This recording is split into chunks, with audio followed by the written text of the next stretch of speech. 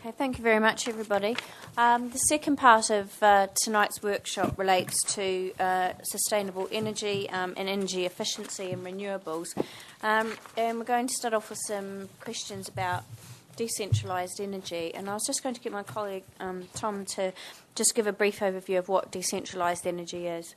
Just a very brief overview. In fact, decentralised energy generation is basically a system generating heat and power at or near the point of use, and it's connected to local distribution networks. We've got the perfect example in Westminster. You can't quite see it out the window. It's the Pimlico District Heating Undertaking, which I believe supplies heat and power to approximately 3,000 residents and a number of businesses as well. Okay. The core strategy, when it comes out very, very soon, will require major new development to link to and extend energy networks unless not practicable or viable. Should all types and sizes of new development be required to connect to existing decentralised energy networks such as PDHU, or where there's an absence of existing networks, be required to install decentralised energy generation with the potential to be extended? So I think that's very much a two-part question. One is what we do with properties that are on could be linked into a system, and the second one is what threshold would you apply when you're requiring a decentralised system to be installed together with a new development. Does anyone want to start off with that one?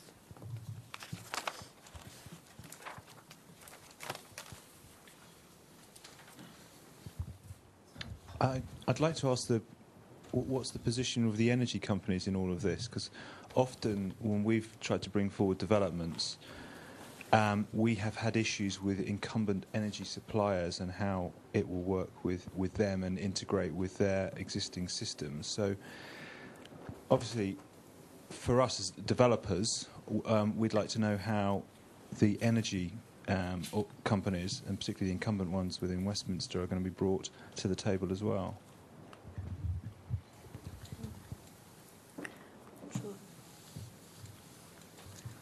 I can just answer that very briefly. I mean, it is a valid point. It's something we're aware of, but I don't think it should necessarily prevent us pushing forward planning policy on the matter. Is there a practical problem with district heating schemes that it can encourage people's behaviour to be quite carbon inefficient, in that the heating is being supplied to your building anyway?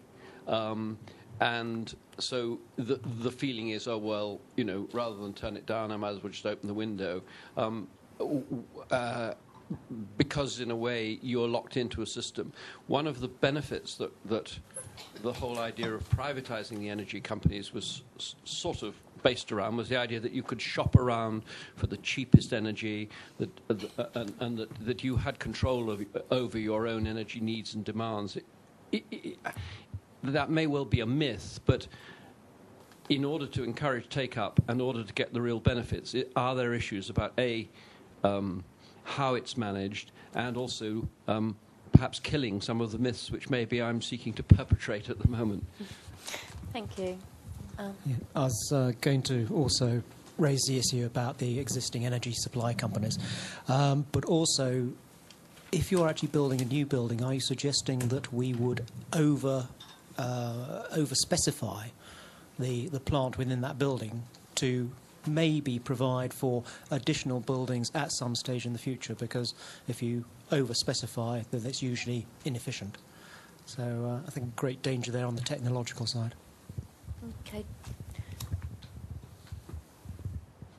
Can I just raise a separate related point to the gentleman's second point there, which is just about currently the UDP includes plant as a sustainable plant within the definition of floor space, and in terms of both encouraging sustainable plant future-proofing and in relation to emerging technologies, that there is a potentially prejudicial position on developers, both in terms of inefficiency of that space, but also under mixed-use policy requirements to provide residential as a result of sustainable plant being included in relation to floor space.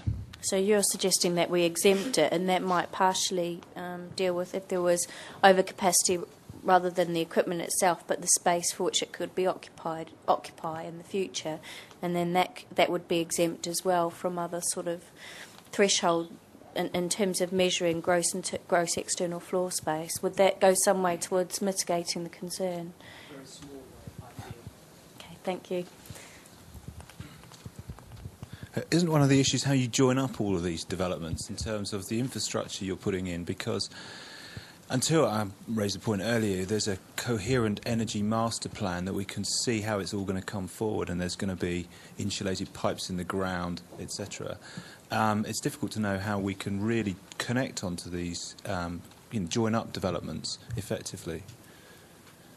And a lot of the problems we see in finding carbon efficient solutions are the different loads within buildings. This building, all offices, you have the load coming on at a certain time of the day and going off at a certain. And it will be good to try and join up buildings, but unless there's an infrastructure of pipes and wires in the ground, it's going to be difficult to achieve. Thank you. Just a similar point to that. The big difficulty, if you're trying to say that each development should oversize by 10, 20% to feed into a district system, the difficulty would be is who controls that power. If one building is then demolished, what happens?